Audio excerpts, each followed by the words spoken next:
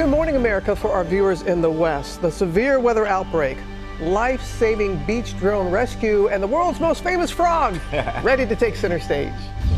Destruction in the heartland. At least 5 reported tornadoes touching down. Neighborhoods barely recognizable. Lightning striking this police car. Ginger is in Oklahoma with a look at the damage and where the threat is headed next. President Trump speaks with Vladimir Putin for more than 2 hours about ending the war in Ukraine.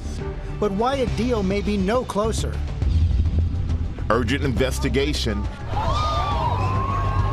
in the deadly ship collision into the Brooklyn Bridge. This morning, the crucial information the NTSB hasn't yet accessed. Overnight, caught. A 4th fugitive who escaped a Louisiana jail arrested. This morning, how officials are using facial recognition technology to search for 6 more men on the run. New timeline in the Karen Reed murder trial. A digital forensics expert raises questions about what may have happened in the final seconds when prosecutors say Reed backed her SUV into her boyfriend. New evidence in the Sean Diddy Combs trial. The jury seen images of his ex-girlfriend Cassie Ventura bruised as 2 women testify they saw the music mogul assault her. Life-saving drone rescue. I was shaking pretty bad. It was nerve-wracking. I about cried. A teenage girl battles a rip current for 5 long minutes 100 yards offshore. How a drone saved the swimmer and what it means for swim safety ahead of Memorial Day weekend. And oh, did we have a late night. A lot of love in the room, honoring 50 years of GMA. As a familiar friend gets ready to take center stage. I thought about, what I would wish that I'd have known when I first left the swamp and followed my dream of heading out to Hollywood. Words of wisdom from the world's most famous frog.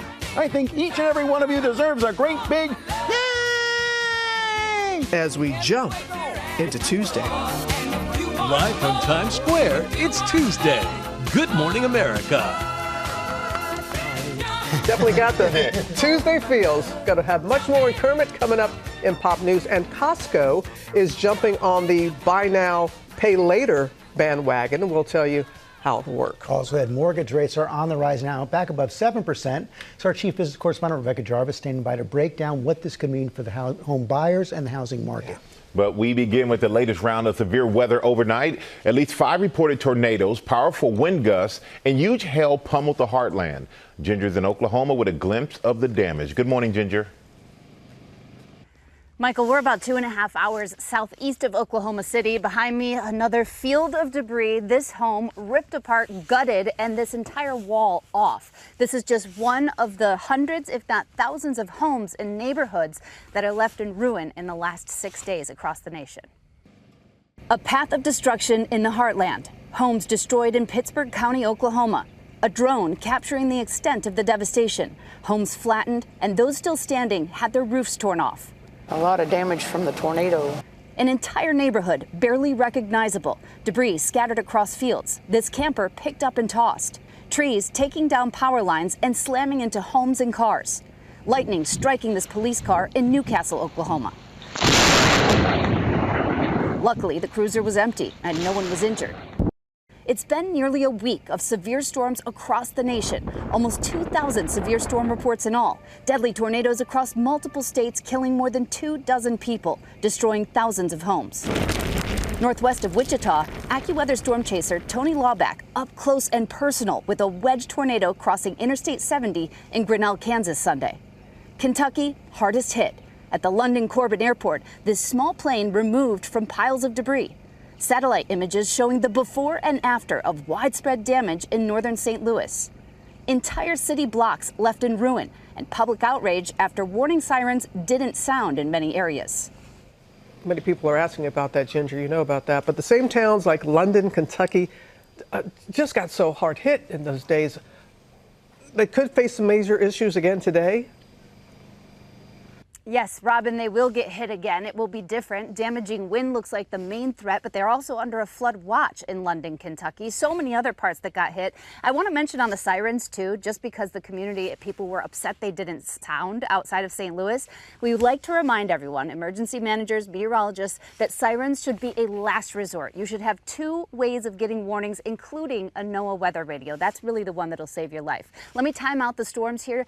Throughout the afternoon, you will see a progression of this line that we've woken up with to move to the east, but it's that second part in the afternoon and evening that brings that cold front, and that's where the real power is going to come from. We call it QLCS, these lines with embedded tornadoes possible. So that's why we find ourselves with the level 3 out of 5 from Tupelo to Birmingham and Huntsville over into northwest Georgia, most of Tennessee and Kentucky involved today. It's going to be another bad one. Robin. All right, our thanks to you. We'll get back to you in just a little bit, Ginger. Okay, Robin, we're going to get the latest now on the war in Ukraine. President Trump spoke with Vladimir Putin in a 2.5-hour call where he appeared to back off his pressure on the Russian president for an immediate ceasefire. Chief Global Affairs anchor Martha Raddatz has the story. Good morning, Martha. Good morning, George. The call between Putin and Trump was lengthy and seemingly friendly. The two addressed one another by first names, but there is no sign that anything significant happened in the pursuit of peace. Overnight, President Trump at a Kennedy Center event at the White House saying his call showed signs of progress, referring to the man who started the deadly war as a gentleman. My little conversation with a nice gentleman named Vladimir Putin. Despite the laughter, Russia's brutal assault on Ukraine, now in its 4th year, shows no sign of stopping, despite President Trump's optimism right after the call. I think something's going to happen. It's a very big egos involved, I tell you. Big egos involved. But I think something's going to happen. And if it doesn't, I'd just back away and they're going to have to keep going. President Trump may want it to wrap up, and Ukraine's President Zelensky certainly does, already committing to a 30-day ceasefire. But there were no breakthroughs with Russia, no indication that Vladimir Putin intends to join a ceasefire, and no indication of any real pressure on Putin. I said, when are we going to end this, Vladimir? I've known him for a long time now. I said, when are we going to end this bloodshed, this bloodbath? It's a bloodbath.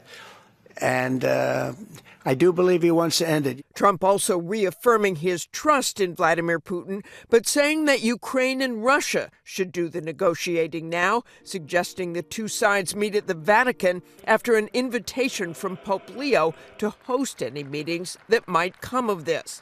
But there is no indication anything has been scheduled.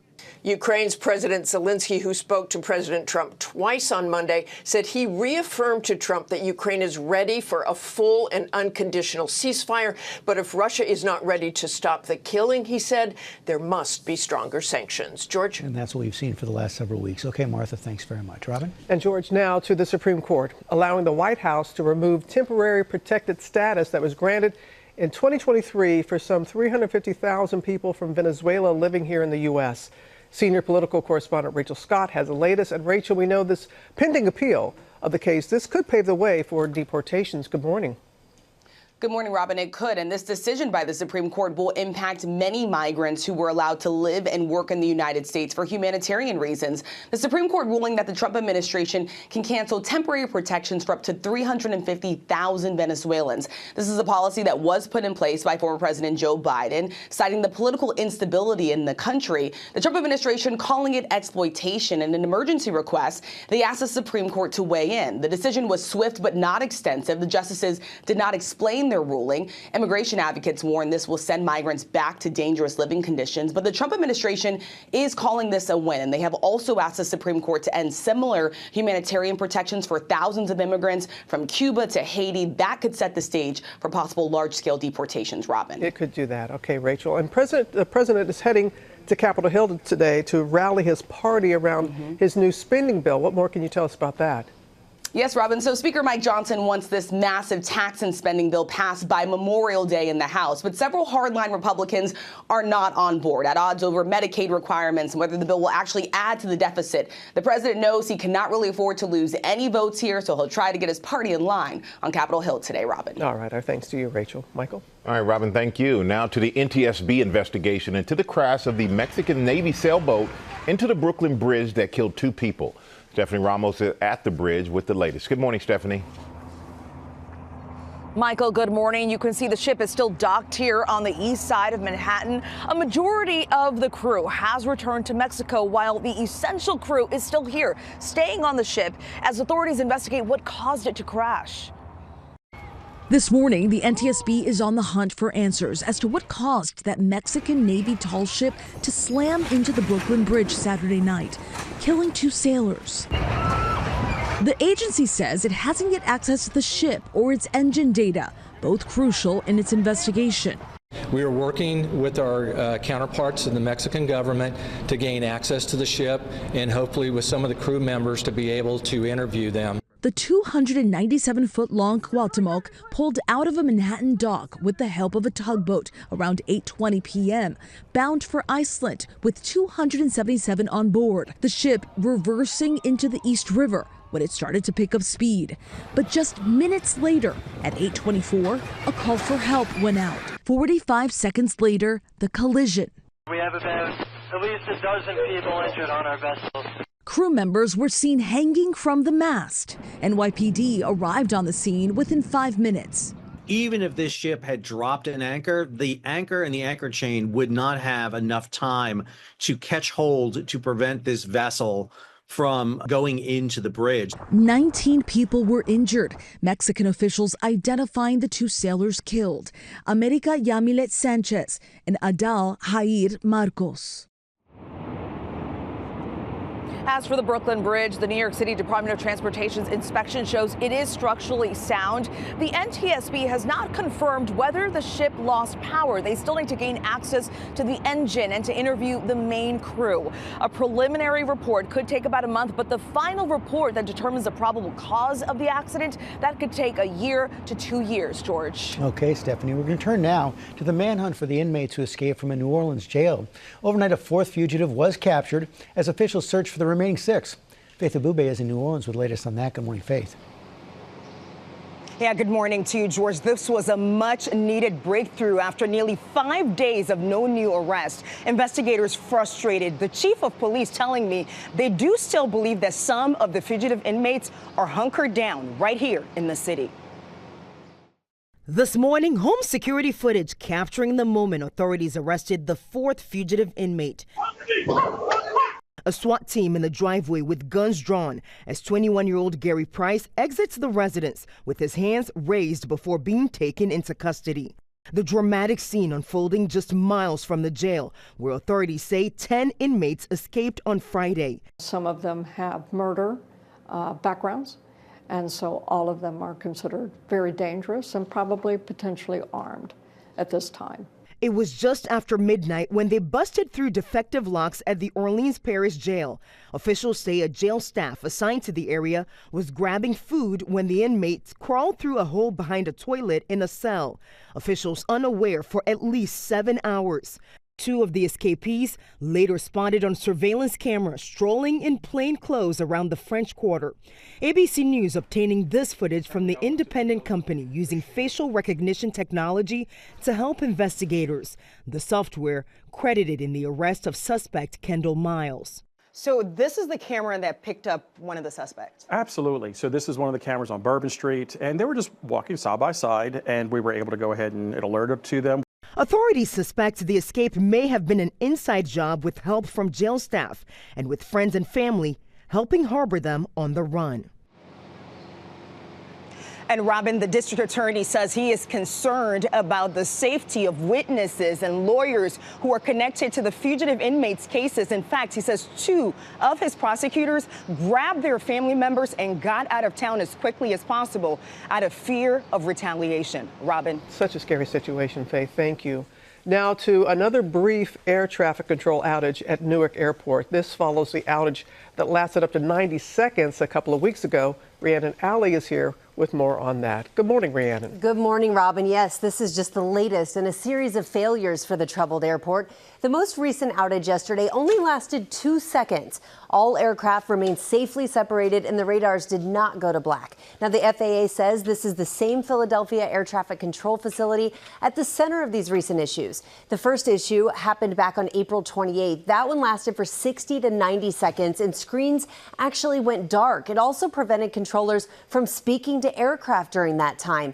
The FAA also halted all departures. It caused major delays there. The FAA is investigating this most recent case, and we are told it didn't cause any significant delays, and operations are now back to normal. George. Okay, Rhiannon, thanks very much. We're going to get the latest now on mortgage rates. They're back above 7%. Our chief business correspondent, Rick Jarvis, is here with what it means for home buyers and the housing market. Good morning. Yeah, good morning, George. Nice to see all of you. And unfortunately, what this means is that it's getting more expensive to buy a home. The average rate on a 30-year fixed rate mortgage hit 7.04%, its highest level since April 11th yesterday. That surge follows last week's downgrade of the U.S. credit outlook by Moody's, causing investors to look for safer investments. That then sends mortgage rates higher, George. So this is pretty tough news for the overall market. It is tough news for the overall market, and anyone who's been trying to buy, or even sellers out there, have felt this. The mortgage rates can cause the housing market to slow. When rates cross 7% in April, usually a very busy time for home buying, we saw a pullback of pending sales of existing homes. These higher rates also cause people to get priced out of the market, especially first-time buyers. Higher rates mean more expensive borrowing, and that can be detrimental to everyone who's on a tight budget. And as an example here, the national median listing price for a home is $431,000. 5 years ago, in May 2020, the average 30-year fixed-rate mortgage was about 3%. So if you put 20% down for your mortgage, that payment would be about $2,300 a month. At today's rates, that same payment on the same house, over $3,100, like almost $1,000 there. Big difference. Yeah. Big difference. All right, Rebecca, thank you, as always. We're going to turn now to the major honor for Pope Leo in Chicago. Will Reed is here with the story. Good morning, Will. Hello, good morning, one and all. So, as Pope Leo's brother confirmed to George here on GMA, the Pope is a Chicago White Sox fan. Back in 2005, when he was Father Robert Prevost, known as Father Bob to his congregation, he attended Game 1 of the World Series between the White Sox and the Houston Astros. You could see it there. It was caught on the World Series broadcast. That moment has now been memorialized by the team at their stadium. The White Sox yesterday unveiling a graphic installation in the very spot where the now Pope watched that World Series game 2 decades ago. The White Sox saying the mural commemorates the Pope's Chicago roots and the, quote, unifying power of baseball on the world stage. The Pope was at that game with an old family friend who had season tickets, row 19 of section 140. The White Sox now planning to permanently commemorate his seat number 2, right where he sat. The White Sox head of marketing saying the Pope absolutely has an open invite to come sit in section 140 to throw out a first pitch. Heck, maybe we'll even let him get an at-bat. Sound like the White Sox trying to suck up the guy. Maybe, hey, it's working for the Knicks. They're in the conference finals. All right, whatever it takes, right? Yeah. All right, thank you, Will. Coming up, we have the latest on the Karen Reed murder retrial. The prosecution and defense sparring over new questions about the final moment between Reed and her boyfriend. And the new evidence shown to the jury in the Sean Diddy Combs trial. Our chief legal analyst Dan Abrams is here to break down the latest in both cases. And how a fisherman rescued a teenage girl battling a rip current, and he did it without getting in the water. We'll tell you about the remarkable drone rescue at the beach.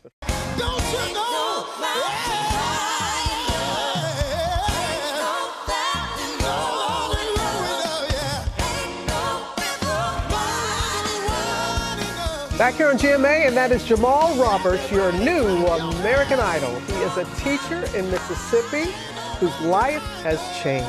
And he is going to be here this morning. He's going to perform live. That's coming up at our last half hour. Puts a smile on your face. First new at 7:30. Good news for commuters this morning. New Jersey Transit is back up and running after their first transit strike in over 40 years.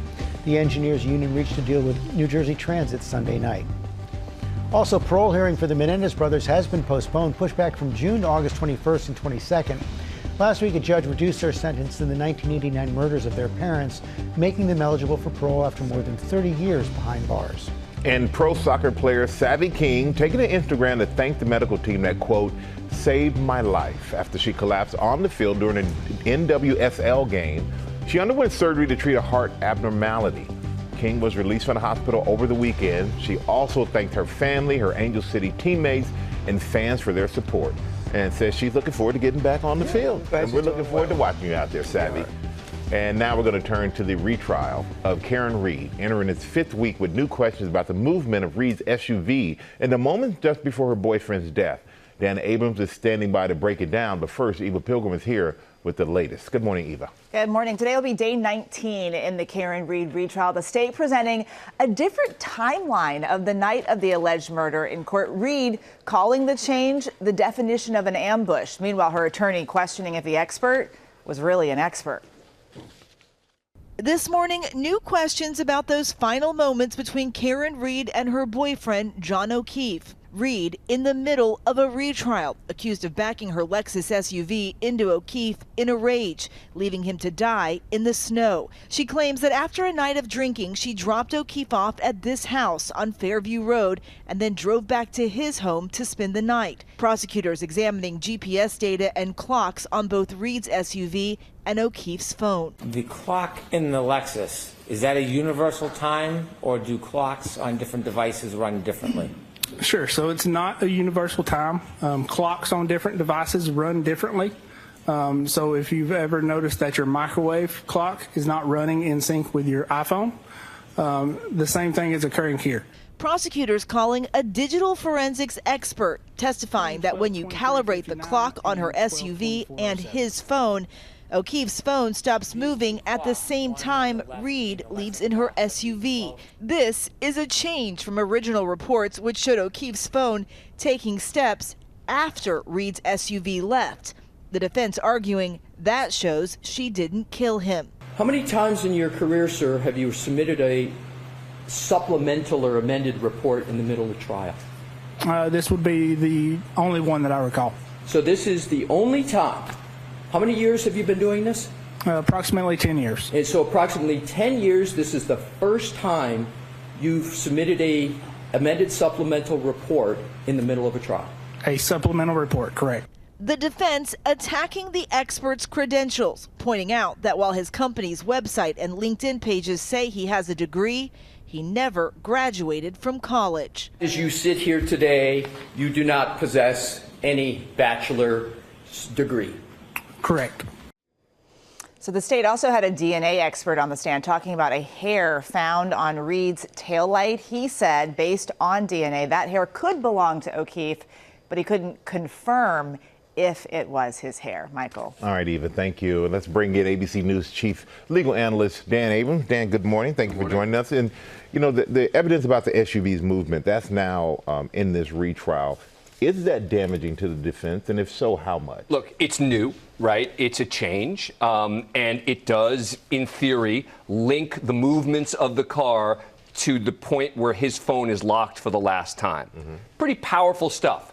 But as Eva points out on cross-examination, they were able to pretty effectively undermine the credibility of this witness, not just with regard to his background, but also with regard to his methodology. So I think in the end, the testimony with regard to Karen Reed's own statements and the condition of the car are going to still end up being more important than this, new evidence. You think Reed takes a stand this time?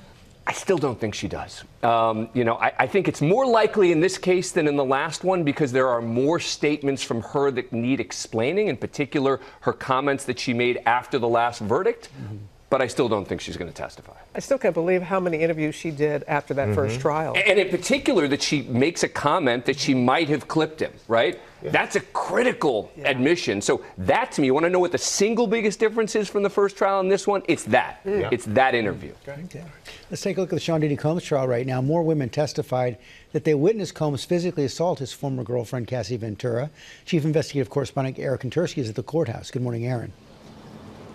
Good morning, George. And to help prove their case against Sean Combs, federal prosecutors showed the jury pictures of the injuries Cassie Ventura said Combs inflicted. That evidence is now public, so we can show it to you, though some may be tough to see. This morning, the startling visual evidence at the heart of the federal sex trafficking and racketeering trial of rap mogul Sean Combs. The jury seeing his glamorous singer and model ex-girlfriend Cassie Ventura bruised on her lower back and gashed above her eye. Ventura said she would cover the bruises with makeup and sunglasses.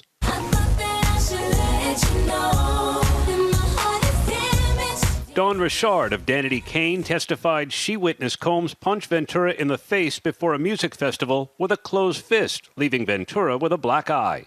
Richard said she and Diddy Dirty Money bandmate Kalina Harper wore sunglasses that day in solidarity. Another time, Richard said she saw Combs punch Ventura in a restaurant in Los Angeles. They were secretly arguing, and he punched her in the stomach. Sean Combs punched her in the stomach. At the time, Richard said they were having dinner with other celebrities, including Usher and Neo. The defense said some of Richard's accounts changed 4 times and questioned whether she testified out of resentment because Combs dismantled both Danity Kane and Diddy Dirty Money. Got your boyfriend feeling like a groupie. You know we don't stay. You felt like Mr. Combs ruined your career not once, but twice, the defense asked. Richard replied, yes. How'd it go in there? Very proud of her. She's very courageous. She's an inspiration. Ventura's one-time best friend, Kerry Morgan, testified she, too, witnessed Combs assaulting Ventura. Federal prosecutors said the violence was meant to coerce her into marathon sex performances fueled by drugs, with male prostitutes paid in cash, doused in baby oil, and bathed in mood lighting.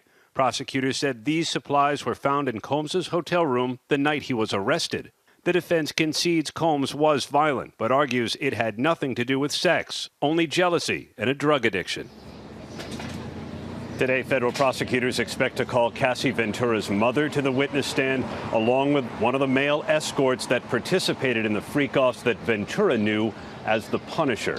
Guys? Okay, Aaron, thanks. Dan Abrams is still here. So prosecutors pursuing a grab bag of charges. How are they doing? Well, they've done a very good job of demonstrating that he abused Cassie, right? If that was what this trial was about, I think they would easily have a conviction. But that's not. The question number 1, racketeering. Have they shown a criminal enterprise? That's going to be tough for prosecutors. Number 2, sex trafficking. That's what a lot of this is about, right? Was this coercion and force and not done mutually or by consent? That's going to be a critical question for sex trafficking, and that one is a close call. But the third charge here may be the easiest one for prosecutors, which is transportation for the purposes of prostitution, meaning they just need to believe that 1 or 2 of these prostitutes were transported across state lines for the purpose of prostitution. Al Capone on tax evasion. Right, exactly. So people are forgetting when they say, well, there's not going to be a conviction or there is going to be a conviction. I say, wait.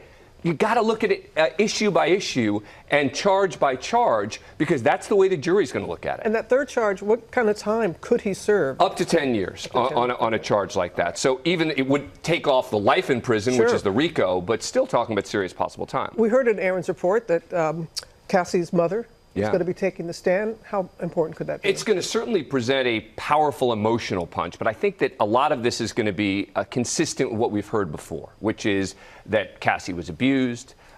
She's going to talk about experiencing it with Cassie. These are things that other witnesses have also testified to. So I think she's going to corroborate that. She's going to corroborate Cassie, but she's mom, right? Yeah. In the end, she's mom.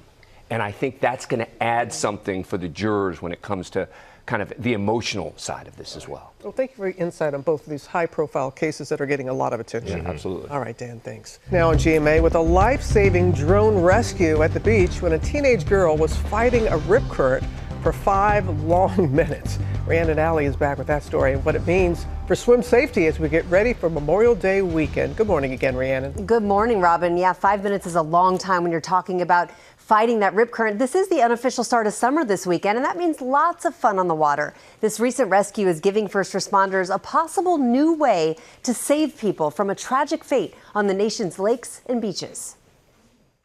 I was shaking pretty bad. It was nerve-wracking. I about cried. Andrew Smith says he was fishing on Pensacola Beach when he saw a swimmer struggling in a rip current about 100 yards offshore. I was sitting there, and this girl came running asking if anybody could swim, and I said, no, I absolutely cannot swim. And I looked down at the drone, and I was like, well, the drone can swim, I can't. That's when Smith grabbed his drone, which he uses to cast bait. He tied a flotation device to the drone, hoping to fly it out to the teenage girl, but he missed on the first try.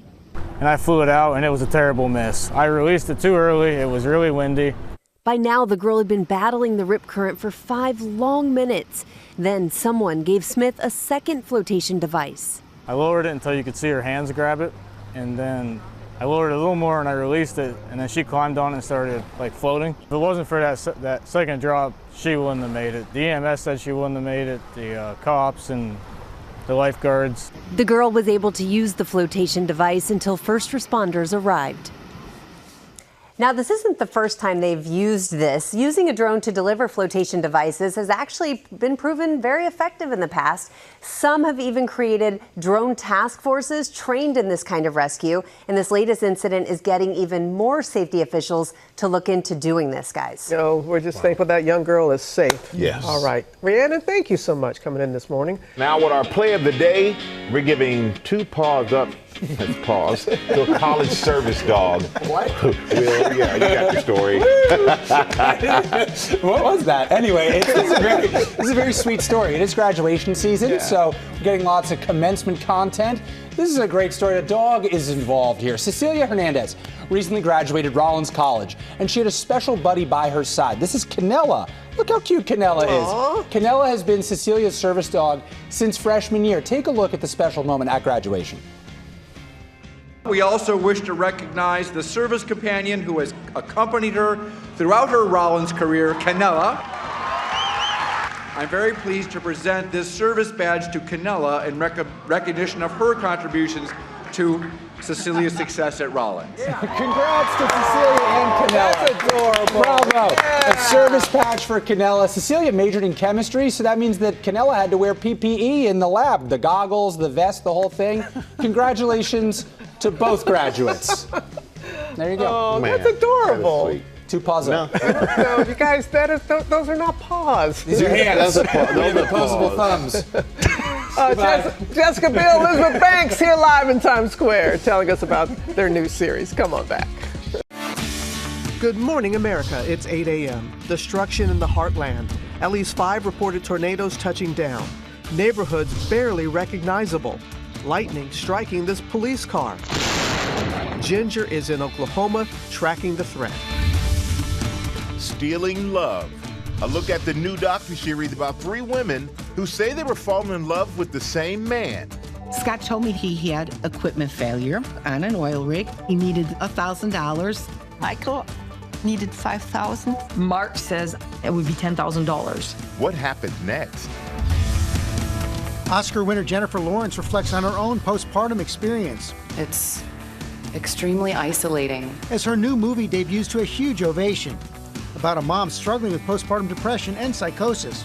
Plus, what her co-star and new dad Robert Pattinson said. Having a baby gives you the biggest trove of energy and inspiration. You're going to have to... Energy? Sweet dreams are made of these. And you're invited. Welcome, everyone. We can begin. To spend the morning with 9 perfect strangers. Nicole Kidman and the new stars tell us about the new season. As they say, Good morning, America. Live from Times Square, it's Tuesday. Good morning, America. Good morning, America. South Carolina women's basketball coach and a good friend, Dawn Staley, is here with us. She has 3 national championships, 3 Olympic gold medals. She's in so many Hall of Fames, I can't even name them all, has her own statue. And yes, she's got her book that she's here to talk about called Uncommon Favor. But to have her statue there in South Carolina, where her folks were from, though she's North Philly, but originally her folks were from South Carolina, and for their daughter to have a statue and her to have that book. Can't wait to talk to her coming up. Looking forward to that. So she's accomplished a few things. Yeah, a little bit, little bit. Happy to have her here. And just ahead, Costco has just announced its own buy now, pay later offer. We're going to break down the rules you need to know. First, look at the top stories breaking today. We start with the latest round of severe weather overnight. At least 5 tornadoes reported. I'm going to go back to Ginger in Oklahoma. Good morning, Ginger. Hey, good morning to you, George. More than 280 severe storm reports, and I'm in front of just one of the many homes that were destroyed or heavily damaged here in Pittsburgh, Oklahoma. The exterior wall stripped and flattened there on the ground, and what was in the home that is now gutted, all the contents, a debris field with big-time tree damage around here as well. This is from the ground, but you can see the video from the aerials from Pittsburgh, Oklahoma, one of the towns hard hit last night with a tornado. They'll get out and do this survey today, but a lot of homes were destroyed here. And then you have up to Kansas City, where you had that damaging wind come through, the trees on top of houses, on top of cars. And I don't want anyone to lose the sensitivity to this because we've got another day of it ahead. What will happen differently today is about 6 p.m. this cold front's going to come through. So yesterday we were watching the dry line. Today it's the actual cold front. And that will come through until about 11 p.m. That's when it gets to Kentucky, parts of northern Alabama. And it's going to be an all night, even after the sun goes down event. We can see damaging wind primarily, Robin, but inside and embedded in those lines, spin enough to make tornadoes. All right, Ginger, our thanks to you for your reporting there in Oklahoma. We'll be back to you in just a bit. We're going to turn now to the new rules from Southwest for passengers flying with a popular travel staple. Andrew Dimber is here with the latest on that. Good morning, Andrew. Good morning, Robin. Chances are you use or have one of these, or at least you've seen one before, a portable charging brick or power bank for your phone or other devices. Well, if you're flying Southwest Airlines, there are some changes you need to know about when, how, and where you can use and store one of these on a flight. Passengers on Southwest Airlines will no longer be allowed to store their portable charging devices in their bags or overhead bins. You're now required to keep them in, quote, plain sight. Southwest has already begun notifying passengers of this rule change, displaying this message on their app to flyers during check-in. The reason? The airline wants to make it easier for crews to intervene if a lithium battery goes up in flames. This after a string of fires during flights. So far, 19 lithium battery incidents have been reported on flights this year, and this new rule is believed to be a first of its kind in industry policy. But given that other airlines have had their share of trouble with portable chargers, do not be surprised if more airlines follow suit with restrictions of their own. Michael? It's all about safety, though, Andrew. Thank you for that. And we're going to turn now to Costco, who's jumping on the buy now, pay later bandwagon, offering the popular payment plan on some of its purchases. Consumer correspondent Becky Worley is here with what you need to know. Good morning, Becky. Good morning, Michael. BNPL, buy now, pay later. It allows consumers to buy items, but then pay for them over a specified length of time rather than upfront, often in installments. And now Costco has an official program.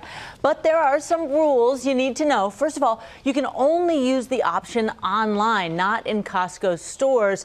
It's only for purchases between $500 and, get this, $17,500. Yes. Yes. There are items that cost that much. And you're going to use Costco's payment partner, Affirm. You can pick a payment time from 3 to 36 months, but there is interest. Costco says it ranges from 10% to 36%. So let's give you some examples. A $500 purchase with a 20% APR will cost you $529 if you pay over 6 months, 12 months, $550, 18 months, $578. For a lot of families, this is about stretching big purchases over multiple paychecks, but it's just important to know buy now, pay later does come at a cost, and missing or late payments can affect your credit rating. And yes, $500 to $17,500. I think I could drop it easy to $500 in store. But, but 10 to 36%. Woo, 36%. I couldn't imagine. Weighing it up. There you go. That's right. Want it bad enough, I guess. We love having you in the studio. Great to be with you guys. All right, Becky. Coming up in our GMA morning menu, Oscar winner and mom of two, Jennifer Lawrence, talking about her postpartum experience. Also had inside romance scams, how 3 women thought they were in love with the same man. It cost them thousands. We're going to tell you what happened next. Plus, you'll never guess who's joining Tom Hanks and the gang in Toy Story 5. We're going to find out in Pop News. And Jessica Biel and Elizabeth Banks are here. Some people think they look like sisters. Well, now they're playing sisters. They tell us all about it. That's coming up right here on GMA.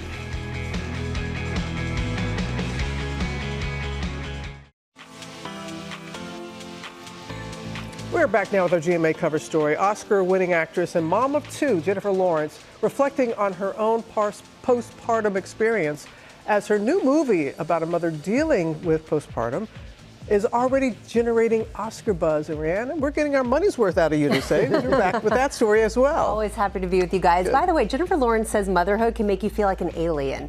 I personally agree with that. I think a lot of moms can. But she says that being a mom actually not only helped her with this role, it also changed her life. This morning, actress Jennifer Lawrence opening up about motherhood. Having children changes everything. It changes your whole life. It's brutal and incredible. They go into every decision of if I'm working, where I'm working, when I'm working. The Academy Award winner speaking at the Cannes Film Festival, where her new film, Die, My Love, received a 6-minute standing ovation. They've changed my life for the best, and they've changed me creatively. I highly recommend having kids if you want to be an actor.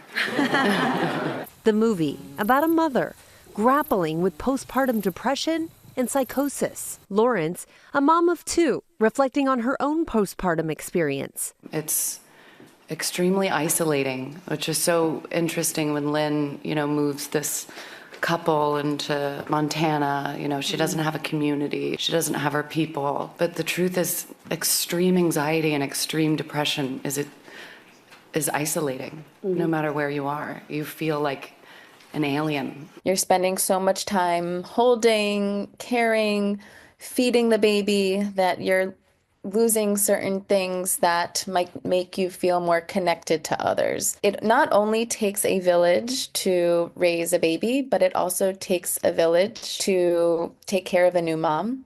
Her co-star, actor Robert Pattinson, also a new parent, sharing how the experience has changed him. Having a baby gives you the biggest trove of energy and inspiration. You're going to have to... Energy? It's a different kind of energy. This question is impossible for a guy to answer correctly. It's literally just like what Jennifer said. I'm here just to support. Smart answer, Rob. Lawrence was 4 months pregnant with her second child when she started shooting this film. She said the pregnancy hormones helped her with the emotion of this role, and you can just tell how closely she feels to this source material. She did say that she did have to keep a line between her personal life as a mom and her professional life as well. And every mom watching nodded their head when she said energy. Exactly. And he said, guys should not be answering this question. He was backpedaling real fast. Smart man. Smart man. Thank you, Rhiannon. Appreciate that. It's time for Pop News with Will Reed. What you got, bud? Hello. I got a lot of good stuff today. We're going to start with Toy Story 5. Yes, they are making a Toy Story 5. And this update on Toy Story 5 comes courtesy of Conan O'Brien. The comedian, podcaster, Oscar host is taking his talents to the Toy Story universe. He's set to join the next installment in the franchise. He's going to lend his voice to a new character called Smarty Pants. Yeah. Although he has said he had his eye on a different role or two. Take a look from Conan himself.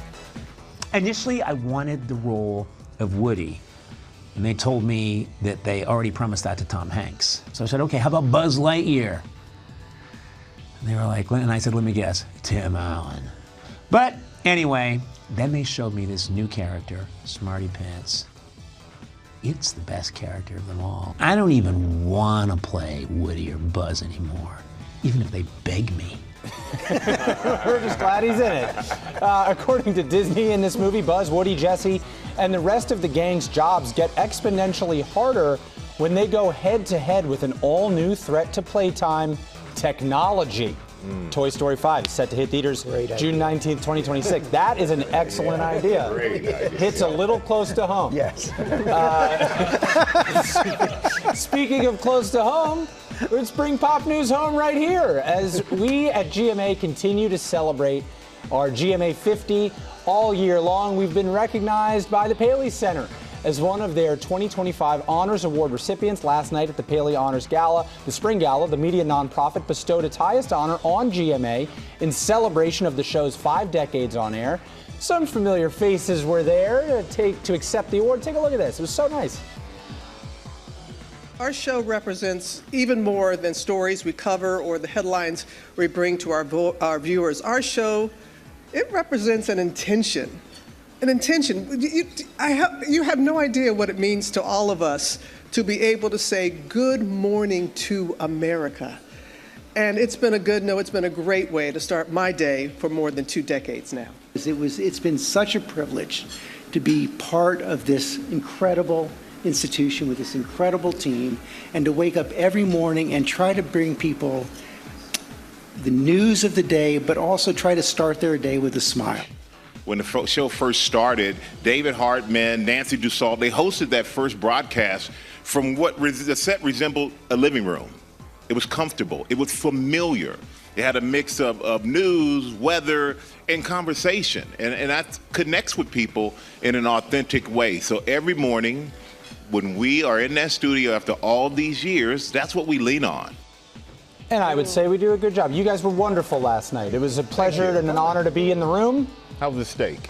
Delicious, actually. Yeah, I stuck around for dinner. We all had to get up early this morning. That was very nice to be recognized. Yeah. And then Josiah, all the recipients last night. It was a great night. Congrats again. Congrats, GMA. Our thanks to David Muir for presenting the award.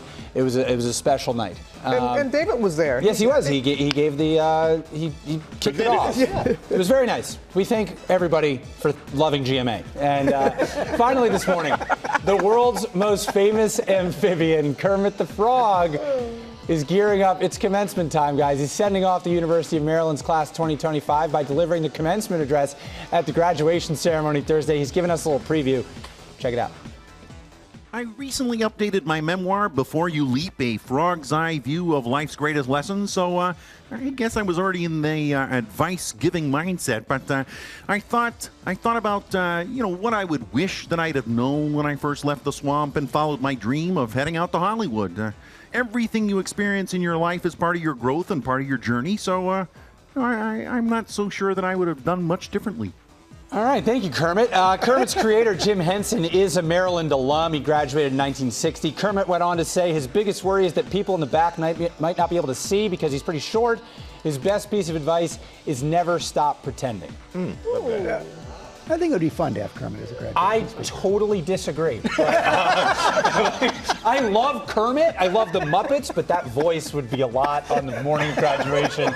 We got to go, though, so save me here. We're going to turn now to the hit series 9 Perfect Strangers. Chris Connolly is here. He sat down with the cast. Hey, Chris. Hey, good morning, George. Yeah, it's a new season and a new cast of 9 Perfect Strangers embarking on a retreat in the Alps this time.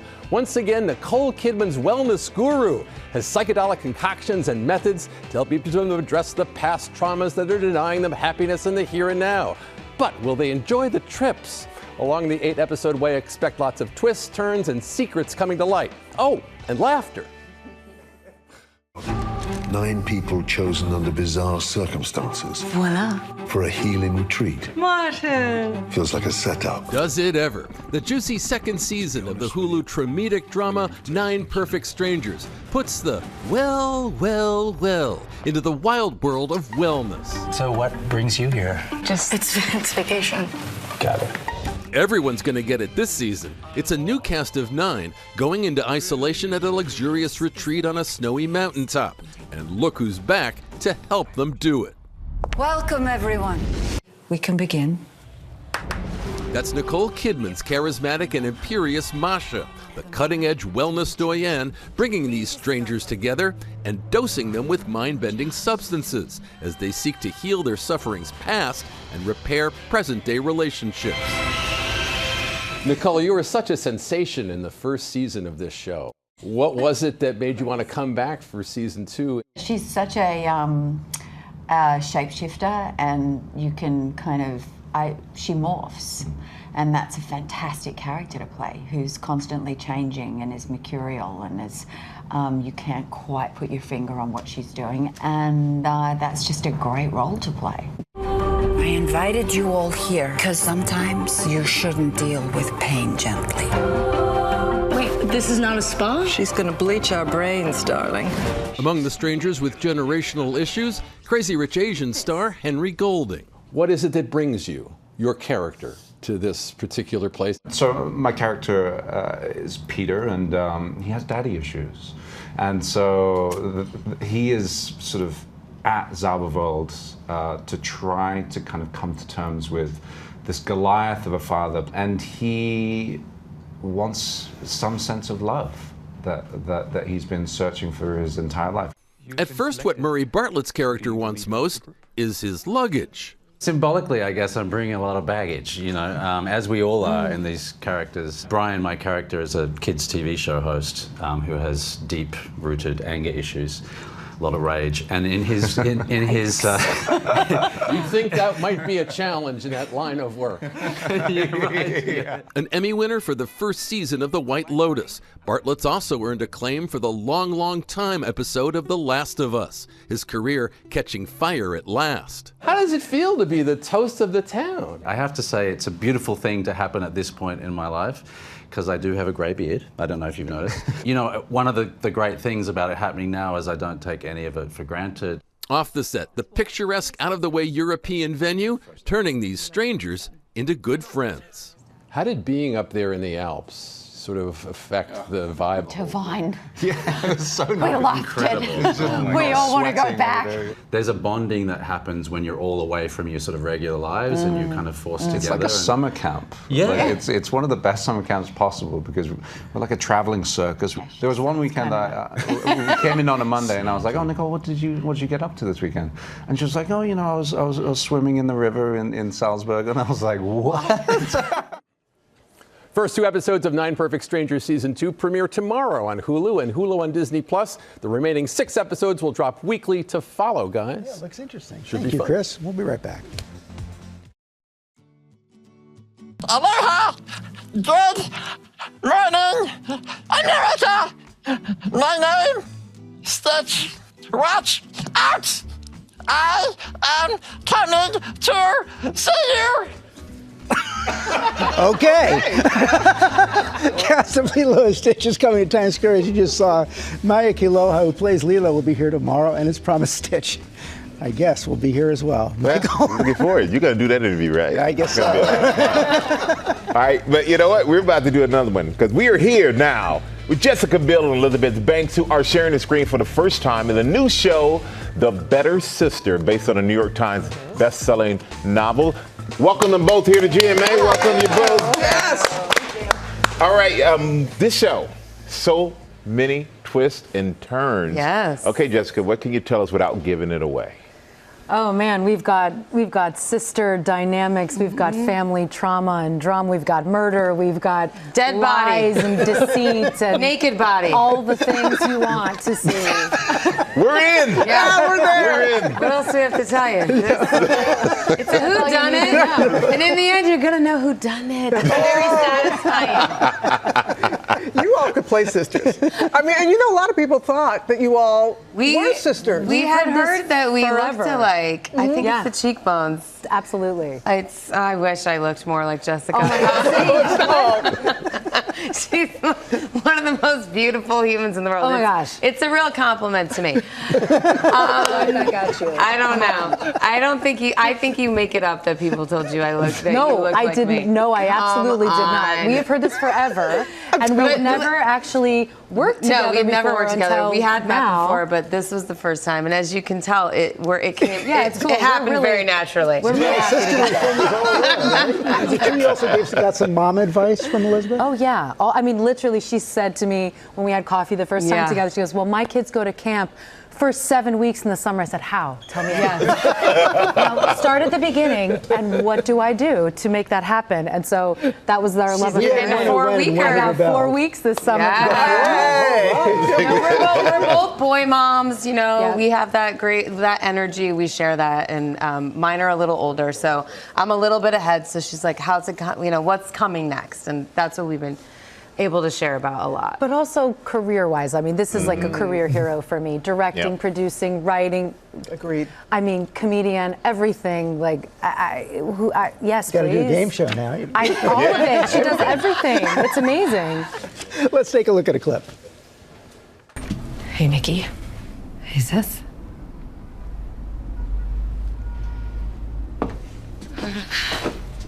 This is awful. I'm so sorry, Chloe. I'm really sorry.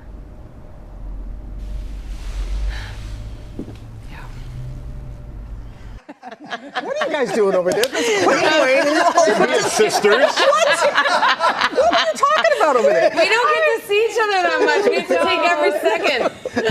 No, when we were talking about that clip, and that is the first time that our characters get together. We haven't seen. We're estranged. We are both married to the same man. She steals my husband, everybody. So there's a really interesting dynamic happening at the heart of this show. And to center sisterhood, The plot thickens. Yeah. I love it. That's a good one. It's really good. Yeah. I almost can't get out to that question. Okay, but the set took on like a summer camp feel.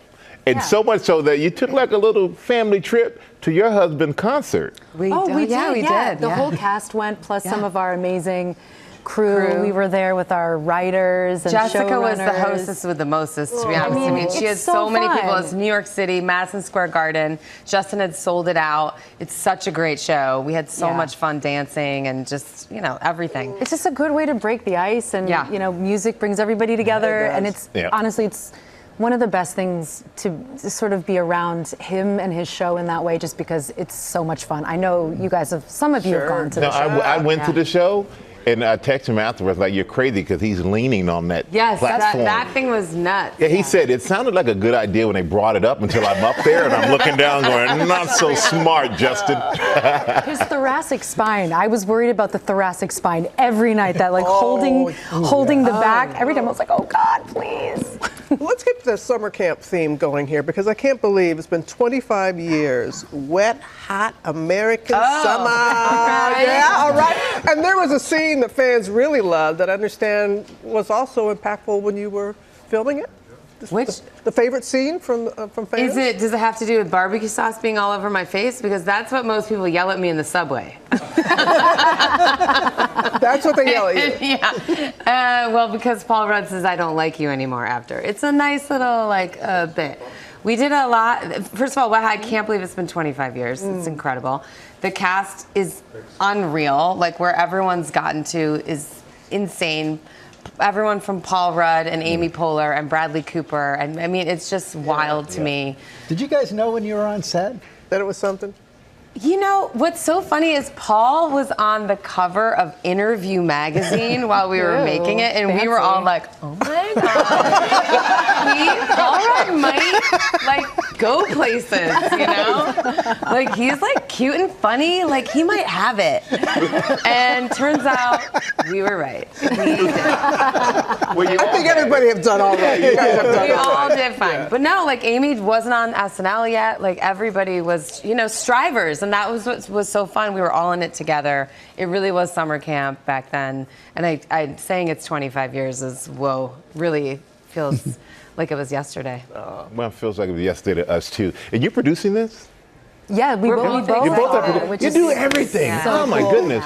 Well, we're happy here. Don't let this be the only time you two work together and you come back and talk about it. Yeah, we love it. Yeah, we would do it again in a heartbeat. All right, we love having you two here. And The Better Sister, I don't know who is who. Somebody's stealing husbands over here. But The Better Sister, it premieres May 29th on Prime Video. Make sure you check it out. Now, the new docuseries on romance scams, which cost victims more than $1 billion a year.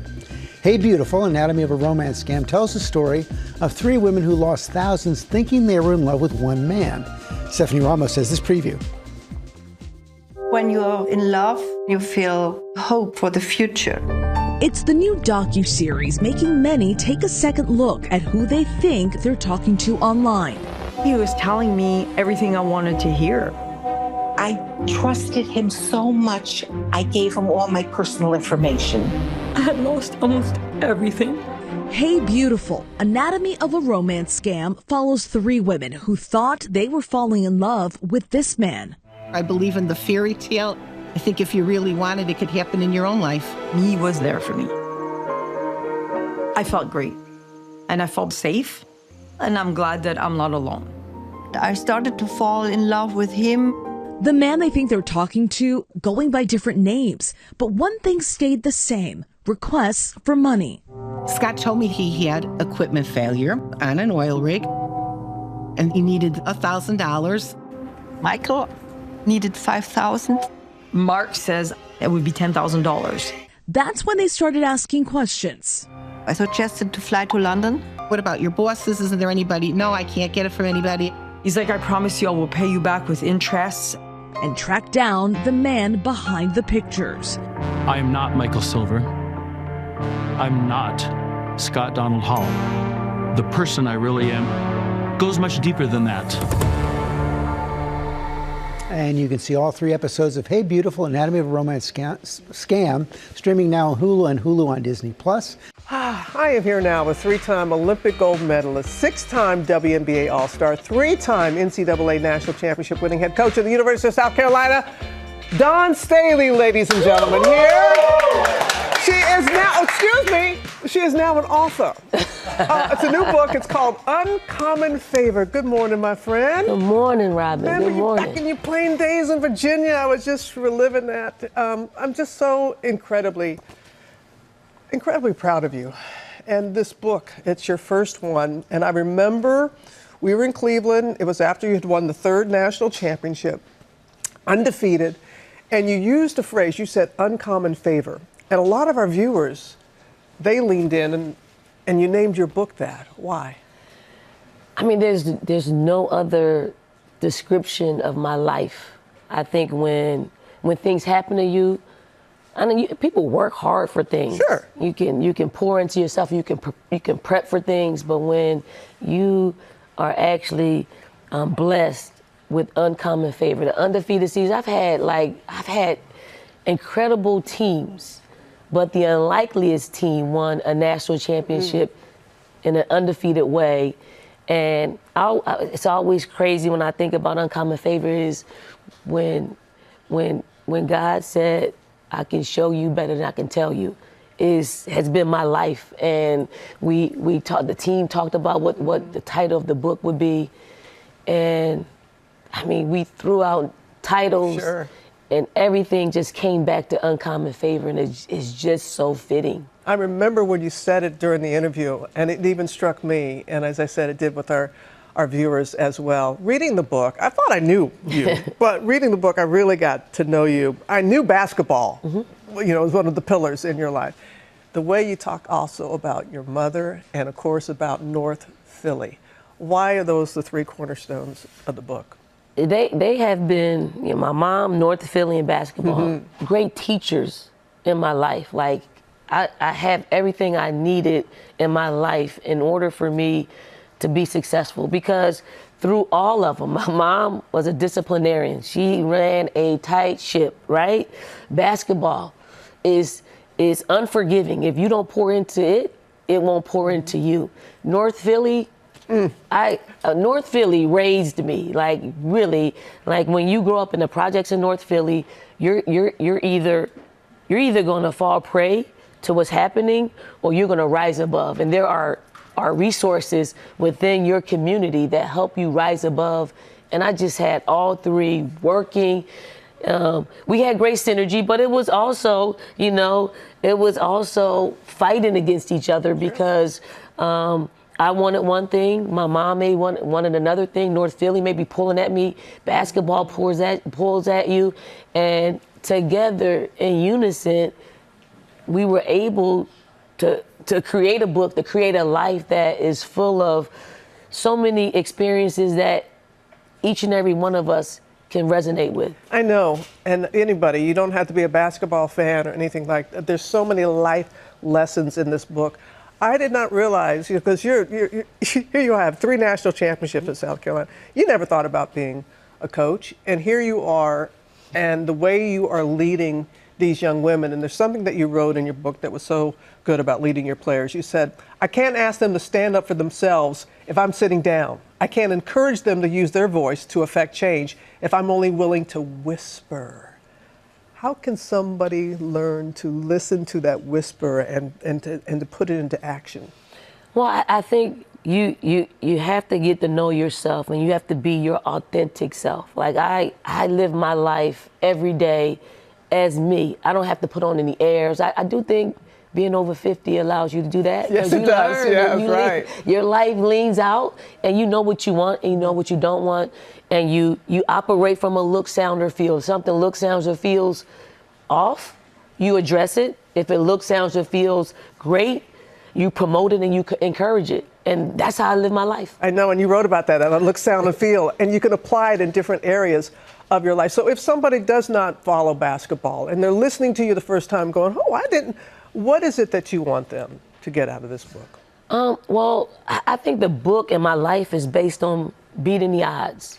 Like I've beat the odds, and I've done it in a way that is just homegrown. It's just navigating through life as I see fit. So there's no wrong answers when it comes to life. Really, it isn't, because you take this journey, it's yours, it's personal, but you use other people's lives to kind of navigate to reassure yourself that you're doing all the right things. And if you fall off the wagon, pick yourself up, get back on, and figure out what your disciplines are for you. Mm-hmm. And they're very personal to you, and know that and stick to them. Yeah, I know. Could you ever imagine that you would have a statue in South Carolina where your folks are from? I know North Philly is your home. Yes. But your folks, youngins coming from South Carolina. It speaks to the book, Uncommon Favor. Like it's unimaginable. I had goals of being an Olympian. I had goals of being a national champion. I didn't never have a goal of having a statue. But now, other little girls can grow up and say, I want a statue. That's a goal of mine, to have a statue. And it's so incredibly cool because only 6% of women across the world have a statue. Where's yours? Where's yours? I'm working on it. But I need some Uncommon Favor. It's a blessing to be in your presence, and I appreciate everything that you do. And I want folks to know that Uncommon Favor is available now. You got to stick around. American Idol winner Jamal Roberts is going to perform live when we come back. Thank you, Don. Thank you, Robert. My goodness, we're back now with a new winner of American Idol, Jamal Roberts. This teacher from Mississippi is here performing his brand new single, Heal. Take my mind and take my pain, like an empty bottle takes the rain,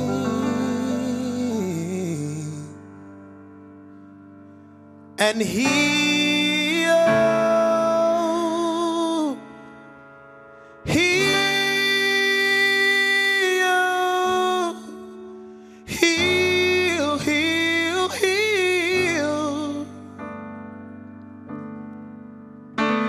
Tell me something's last, and tell me something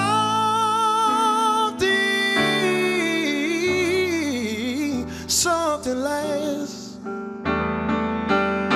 and tell me something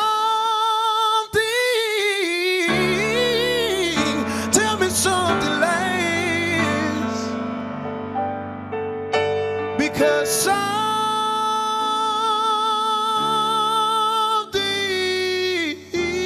less. You're the only one that can do it for me. We need you. We need you to heal, Jesus. Oh, you're the only one. You're the only one that can heal.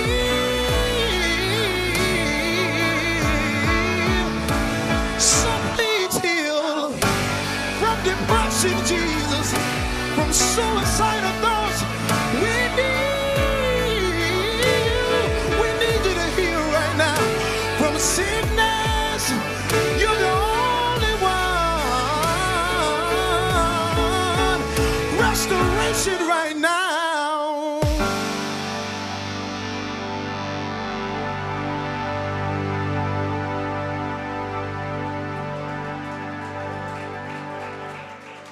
This is a great way. It was a great way to end our morning. That man right there, American Idol, Jamal Roberts. Thank you for that great performance, and thank you all for watching. Have a great day, everyone.